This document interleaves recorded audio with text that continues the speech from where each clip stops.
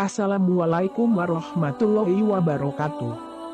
Alhamdulillahirobbil alamin. Allahumma sholli ala sayyidina Muhammad. Sebelum kita menyimak kisah berikut, alangkah bahagianya kami jika Anda tekan tombol subscribe terlebih dahulu dan bunyikan loncengnya agar tidak ketinggalan video terbaru dari kami.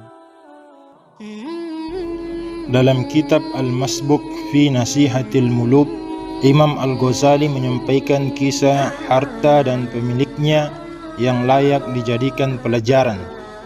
Dikisahkan seorang raja memiliki banyak harta. Ia mengumpulkan berbagai macam harta yang ada di dunia untuk menyenangkan dan untuk memenuhi kebutuhan sehari-hari. Dibuatlah istana mewah dan megah layaknya tempat tinggal raja. Dipasangkan pintu-pintu gerbang kokoh yang dijaga oleh banyak penjaga. Suatu ketika, sang raja memerintahkan pegawainya untuk membuat pesta makan di istana bersama para menterinya, teman-temannya dan juga pelayannya. Duduklah ia di atas singgasana dengan lagak sombong sambil berkata, "Wahai jiwaku, sungguh aku telah mengumpulkan semua kenikmatan dunia ini.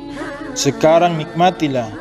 Harta ini akan dapat memenuhi kebutuhan di dunia ini sepanjang umur." Saat pesta tengah berlangsung, di luar istana tampak laki-laki berpakaian kusut, compang-camping dan di lehernya terkalungkan keranjang rumput. Penampilannya seperti pengemis yang meminta-minta makanan.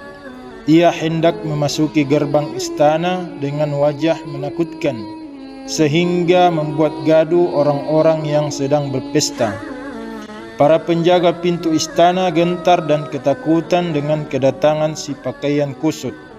Mereka pun melompat ke arah pintu sambil berkata kepadanya, "Hai orang lemah, bentuk kerasukan dan ketidaksopanan apa ini?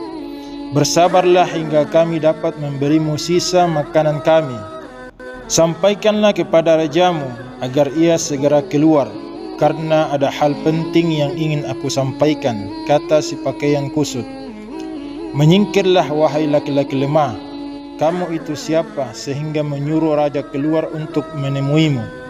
jawab si penjaga dengan nada meremehkan. "Apakah kalian sudah menyampaikan maksudku kepada rajamu, bahwa aku ingin bertemu dengannya?" sergah si pakaian kusut.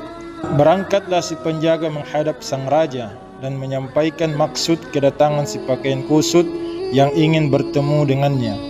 Mendengarnya, sang raja marah besar dan mencerca si penjaga. Bahkan sang raja mengancamnya akan dijatuhi sanksi. Menanti sang raja tak kunjung keluar, si pakaian kusut kemudian menerobos pintu gerbang istana. Melihat itu, bangkitlah para penjaga pintu dari tempatnya dan mengejar laki-laki itu dengan tongkat dan sebilah pedang di tangan. "Tetaplah kalian di tempat semula. Aku adalah malaikat maut," si pakaian kusut berteriak. Mendengar hardikan ini, hati orang seisi istana bergetar hingga membuat mereka terpaku tidak mampu bergerak. Mereka panik kehilangan akal. "Ambillah harta-hartaku ini semaumu sebagai gantiku," mohon sang raja memecahkan kegentingan. "Aku hanya ingin mengambil nyawamu. Kedatanganku ke sini tiada lain adalah untuk memisahkanmu dengan kenikmatan dunia yang kau bangga-banggakan ini," jawab si pakaian kusut yang ternyata adalah malaikat maut. Sang raja justru akhirnya melaknat harta bendanya yang dianggapnya telah menipu, mendatangkan bahaya dan menghalanginya beribadah kepada Tuhannya. Ia menyangka bahwa hartanya dapat memberikan manfaat dalam kehidupannya. Ia baru sadar bahwa hartanya adalah sumber kerugian dan bencana baginya. Sekarang ia tidak mempunyai bekal apapun untuk menghadap malaikat maut yang hendak mencabut nyawanya. Atas kuasa Allah, harta sang raja diberikan kemampuan berbicara. "Mengapa kamu sekarang melaknatku? Laknatlah dirimu sendiri. Allah menciptakanku agar dijadikan bekal oleh manusia untuk kehidupannya di akhirat. Digunakan bersedekah kepada fakir miskin, memakmurkan rumah-rumah ilmu, masjid-masjid dan kemaslahatan rakyat kecil agar aku dapat membantu pemilikku di akhirat nanti. Sedangkan engkau mengumpulkanku sebagai bentuk kebanggaan dan keserakahanmu hanya untuk memenuhi hawa nafsumu. Sekarang engkau berada dalam kerugian dan kesengsaraan.